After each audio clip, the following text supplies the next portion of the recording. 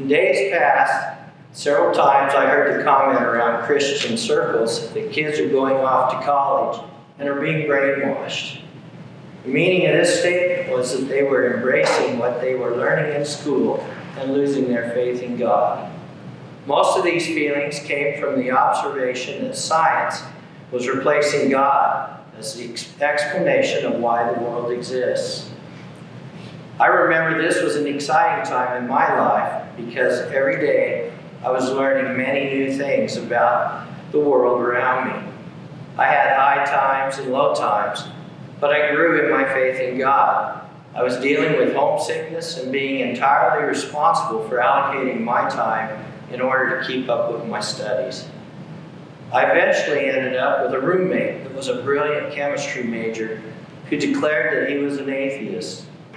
Needless to say, we had many conversations and some would entertain his thoughts and my thoughts on the existence of God. We lived together for 2 years, and near the end of that time, I convinced him to attend a debate on campus between a Christian professor from out of town and a professor from our school. We had many conversations about our personal views and this debate. Over time, he admitted to me that he had changed his position from being an atheist to believing there is a God.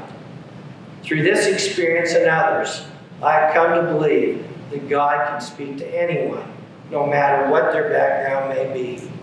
He speaks to people through a multitude of pathways. Today I want to discuss a book that has made a great contribution in growing my faith. The book is The Language of God. The Scientist Presents Evidence for Belief, written by Dr. Francis Collins. Have any of you heard of Dr. Collins? Okay, good. Sorry, I'm sort of hindered here with my eyesight recently. I got to work on that, but bear with me. This book makes a positive case that faith and science are compatible.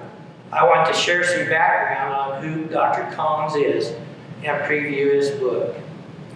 Dr. Collins is most widely known as the leader of the Human Genome Project. A genome is all the chromosomes or genetic material of a given species. The goal of this project was to determine the chemical sequence of the human genome. He worked this project for over 10 years with many scientists all over the world.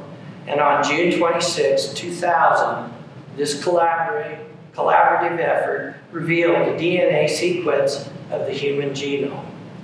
Listen to the following quote from Dr. Collins.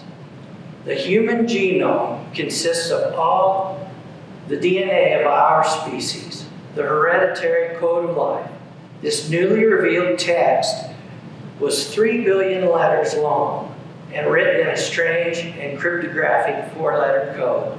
Such is the amazing complexity of the information carried within each cell of the human body that a live reading of that code at a rate of 3 letters per second would take 31 years, even if you were reading day and night. Printing these letters out in regular font size on normal bond paper and binding them all together would result in a tower the height of the Washington Monument, which I looked up and is 555 feet. For the first time on that summer morning, this amazing script, carrying within it all the instructions for building a human being, was available to the world. The ceremony celebrating the news occurred in the East Room of the White House and was broadcast to many parts of the world. Dr. Collins wrote, President Clinton's speech began by comparing this human sequence map to a map that Meriwether Lewis had unfolded in front of President Thomas Jefferson in that very room nearly 200 years earlier. Clinton said, without a doubt, this is the most important, most wondrous map ever produced by humankind. But the part of his speech that most attracted public attention jumped from the scientific perspective to the spiritual. Today, he said, we are learning the language which God created life. we are gaining ever more awe for the complexity, the beauty, and the wonder of God's most divine and sacred gift. Dr. Collins echoed this sentiment when it was his turn to speak. He said, "It's a happy day for the world. It's humbling for me and awe-inspiring to realize that we've caught the first glimpse of our own instruction book, previously known only to God." Dr. Collins states the reason for invoking God in these speeches for him was the experience of sequencing the human genome and uncovering this most remarkable of all texts was both a stunning scientific achievement and an occasion of worship. He goes on to state, "Many will be puzzled by these sentiments, assuming that a rigorous scientist could not also be a serious believer in a transcendent God." His book argues that a belief in God can be an entirely rational choice, and that principles of faith are in fact complementary with principles of science. He feels there is no conflict in being a rigorous scientist and a person who believes in a God who takes personal interest in each one of us. Science's domain is to explore nature. God's domain is in the spiritual world, a realm not possible to explore with tools and language of science. It must be examined with the heart, the mind, and the soul, and the mind must find a way to embrace both realms. Science is the only reliable way to understand the natural world, and its tools, when properly utilized, can generate profound insights into material existence. But science is powerless to answer questions such as, why did the universe come into being? What is the meaning of human existence? What happens after we die?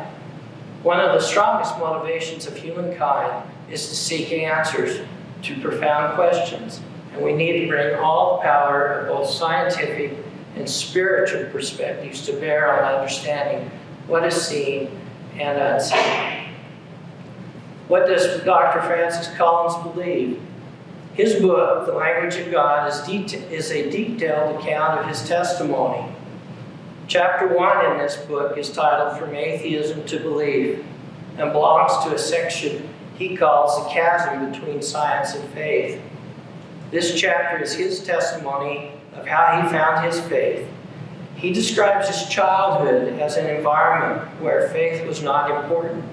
His parents had gone to college, worked in industry, and eventually bought a small farm in Virginia. They found that the farm could not support the family, so his father took a job teaching drama at the local college. Eventually, his parents founded a summer theater that operated for more than 50 years.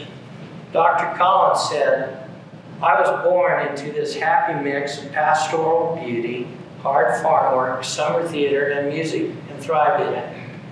His parents taught him that you had to be responsible for your own behavior and choices because nobody else will take care of these for you. He was homeschooled by his mother, whom he credits with giving him the priceless gift of the joy of learning. Learning was something you did because you loved it, not something you were forced to do. He said that he was vaguely aware of the concept of God, but faith was not an important part of his childhood. When he was 5, his parents sent him and his brother to become members of the boys' choir at the local Episcopal church. His parents made it clear that it would be a great way to learn music, but the theology should not be taken too seriously. He entered public school at age 10, and at age 14, he said that through the inspiration of a chemistry teacher, his eyes were opened to the wonderfully exciting and powerful methods of science. At that point, he decided to become a chemist. He graduated at 16, went on to college and majored in chemistry. He found the college experience invigorating, with discussion of many ideas, and at times some questions would address the existence of God. Dr. Collins remembers moments of longing for something outside of him, but his spiritual sense was undeveloped and easily challenged by aggressive atheists. As he progressed in his studies, he became convinced that everything in the universe could be explained on the basis of equations and physical principles, and that many religious faiths held no foundational truth. He gradually became an atheist and felt comfortable challenging spiritual beliefs of anyone. A course in biochemistry to broaden his knowledge exposed Dr. Collins to the life sciences, an area he had avoided in the past. New methods for splicing different DNA fragments together and the possibility of applying these discoveries for human benefits seemed possible. The principles of DNA, RNA, and protein were amazing. Life makes sense. A desire to contribute something to humanity seemed more important at this time, and he was moved to apply it to medical school. A set of lectures in his first year of medical school on medical genetics opened the door to his future, studying patients with sickle cell anemia, galactosemia, and Down syndrome, all caused by glitches in the genome, demonstrated the power and the consequences that may occur with the copying mechanism of the human DNA code. Dr. Collins found that intense experiences involving patient care were life-changing. He found the relationships that were formed with sick and dying patients to almost be overwhelming. He was deeply moved with the spiritual aspect of many of the patients were experiencing.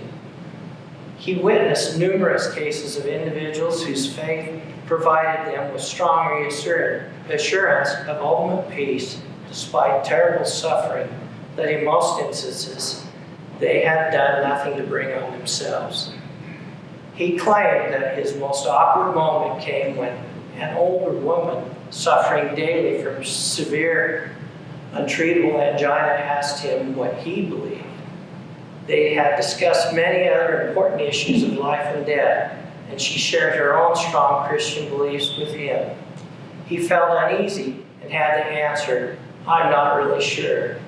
This question highlighted the problem he had been avoiding his whole life, that being he had never seriously considered the evidence for or against belief. This moment haunted him for several days. He asked himself, does a scientist draw conclusions without considering data? Could there be a more important question in all of human existence than, is there a God? If there is a God, am I answerable to someone other than myself? This question was now too pressing to avoid. Dr. Collins began looking for a rational basis for faith, and eventually this search took him to a minister who was his neighbor. The pastor listened to him and then loaned him a book to read, the book Mere Christianity by C.S. Lewis. As he read the book, he realized all of the things he had believed about faith were inadequate. Lewis seemed to know all of his objections already. Later, Dr. Collins learned that Lewis had been an atheist who had set out to disprove the faith on the basis of logical argument. The argument that resonates the most with Dr. Collins was called right and wrong as a clue to the meaning of the universe. This argument described how everyone is born with a sense of right and wrong. Everyone seems to know automatically whether a given action is right or wrong. This universal attribute of humans is called the moral law. The presence of a moral law is the presence of the moral law is an influence or a command from God that we find in everyone that is trying to get us to behave in a certain way. Being aware of this influence nudges our attention towards God. Through these studies, Dr. Collins reasoned that God must be a God who desired a relationship with human beings and has placed his image into each one of us. More consideration of the moral law led to an increased awareness of God's nature. God was holy and righteous. He would have to be the embodiment of goodness. He would have to hate evil. There was no reason to suspect that God would be kindly or indulgent. Dr. Collins writes, the gradual dawning of my realization of God's plausible existence brought conflicted feelings, comfort at the breadth and depth of the existence of such a God, and yet profound dismay at the realization of my own imperfections when viewed in God's light. Faith in God now seemed more rational than disbelief. He had reached the point of accepting the possibility of a spiritual worldview, including the existence of God. Later, Dr. Collins tells us how he found Jesus Christ. He talks about trying to learn God's attributes after believing God exists. He concluded that God must care about people and that he had a longing for a relationship with God. He read the accounts of Jesus' life in the gospel and found here was a man who claimed to know God and claimed to be God. No other person in any other faith has made this claim. Jesus claimed to be able to forgive sins. He was humble and loving. He spoke remarkable words of wisdom, died on a cross for mankind, and was resurrected from the dead. This was the bridge that Dr. Collins was looking for to connect to God. We all have times when we experience doubt. These usually come from one of two areas. One involves perceived conflicts of claims of religious belief with scientific observations. Other concerns belong in the philosophical area of human experience. In the philosophical area, Dr. Collins addressed four areas that seem to be of most concern by people considering a decision about belief in God. We have heard these at one time or another in our travels. They are, isn't the idea of God just wish fulfillment? What about all the harm done in the name of religion? Why would a loving God allow suffering in the world? And how can a rational person believe in miracles? He goes to great lengths to effectively defend a belief in God for each of these questions, with enlightening references and personal experience. The definition of a miracle is an event that appears inexplicable by the laws of nature, and so is held to be supernatural in origin. At the close of the discussion about miracles, Dr. Collins prepares the reader for the next section with the following statement. There is at least one singular, exceedingly improbable, and profound event in the history that scientists of nearly all disciplines agree is not understood and will never be understood, and for which the laws of nature fall completely short of providing an explanation. Would that be a miracle? This question leads to the next chapter, which is labeled The Origins of the Universe. Dr. Collins shares the history of how science reached a conclusion that the universe began with the Big Bang. He shares detailed insight on discoveries and experimentation that leads to the agreement on how did it all begin. Physicists are in agreement that the universe began as an infinitely dense, dimensionless point of pure energy. So far, scientists are unable to interpret the very earliest events in the explosion.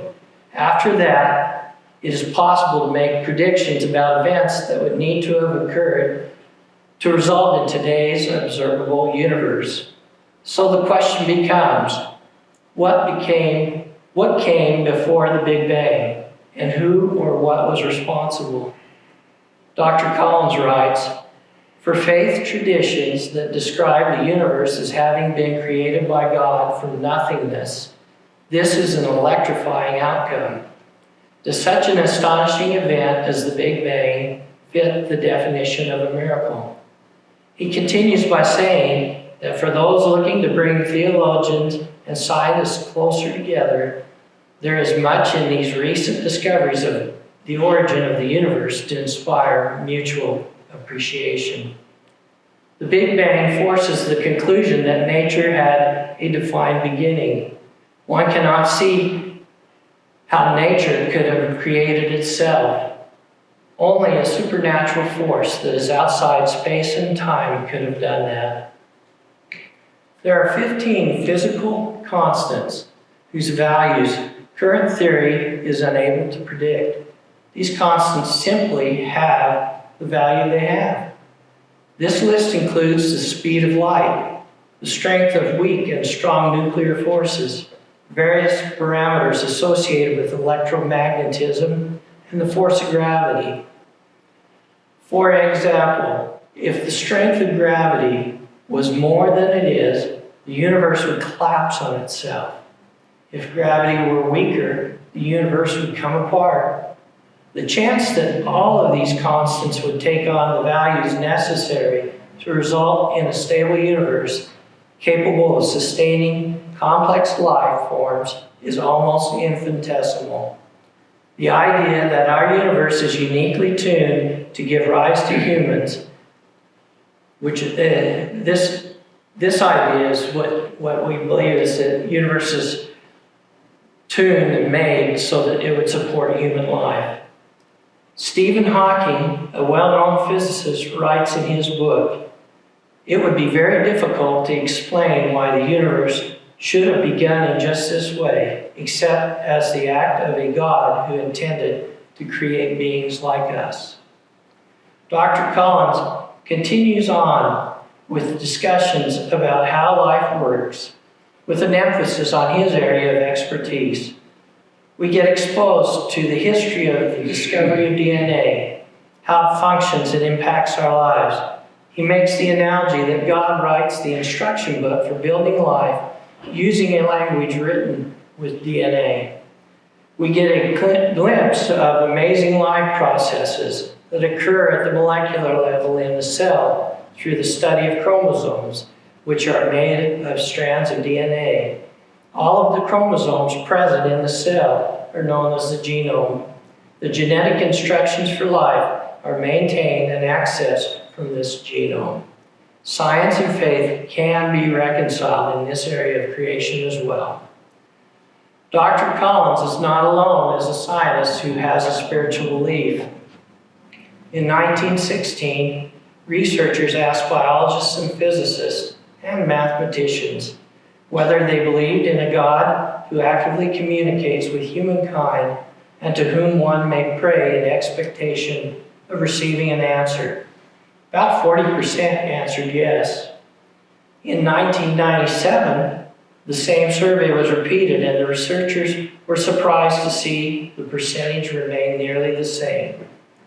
I believe that Dr. Collins found God through studying the amazing things that surround us in creation. The Holy Spirit opened his eyes to the evidence in our world that pointed to the fact that it was formed by a power greater than this world. Dr. Collins' book speaks to me because I have a science background. It brings peace to me because I can live without a conflict in my life between my training and my spiritual beliefs. I have witnessed friends who have wrestled with the same issues he discussed. This book gives me the ability to share my beliefs and feel comfortable that I do not have conflicts with my knowledge about science.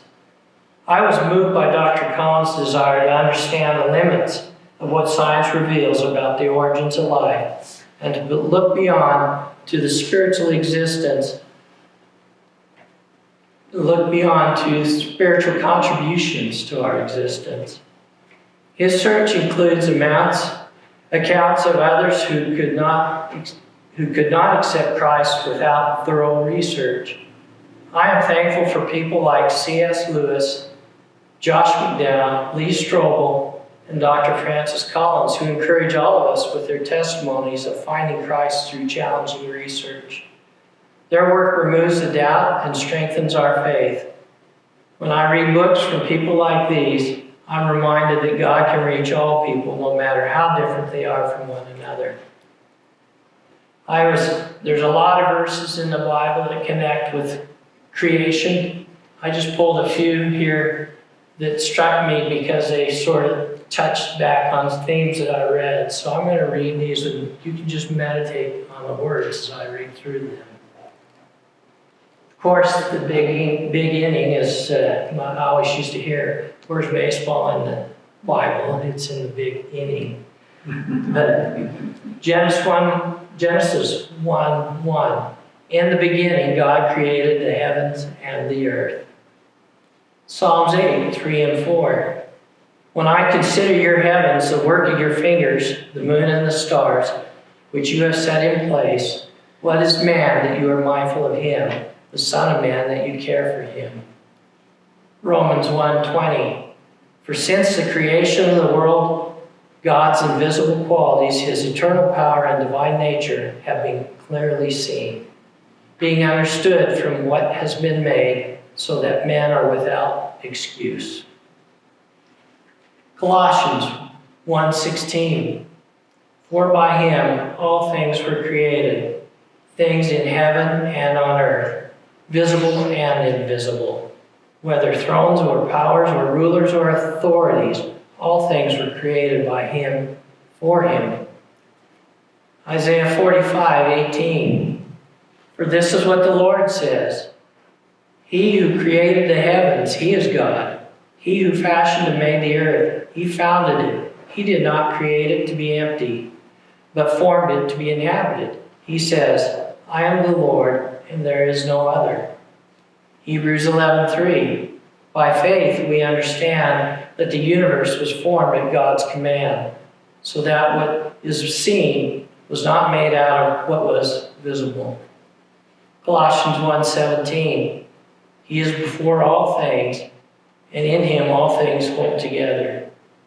Revelation 4:11. You are worthy of our Lord and God to receive glory and honor and power.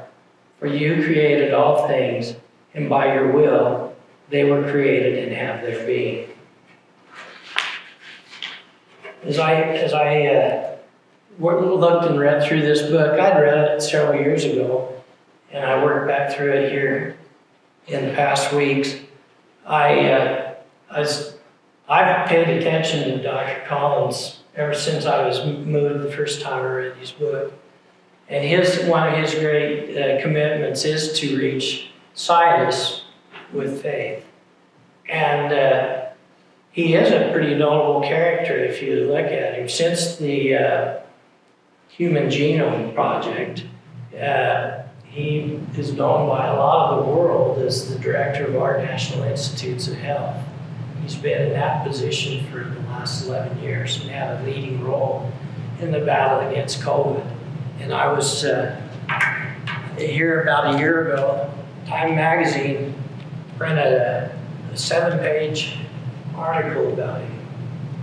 And the title of it was Putting Faith in Science. Francis Collins, the devout director of the National Institutes of Health, fights one virus while preparing for the next. But if you look at there, there's a page devoted to his testimony and his faith. I found that's quite commendable. We think media sort of scratches that out. It's right there.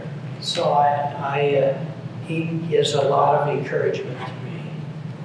With that, I'll call an end to my talk here, and shall we pray?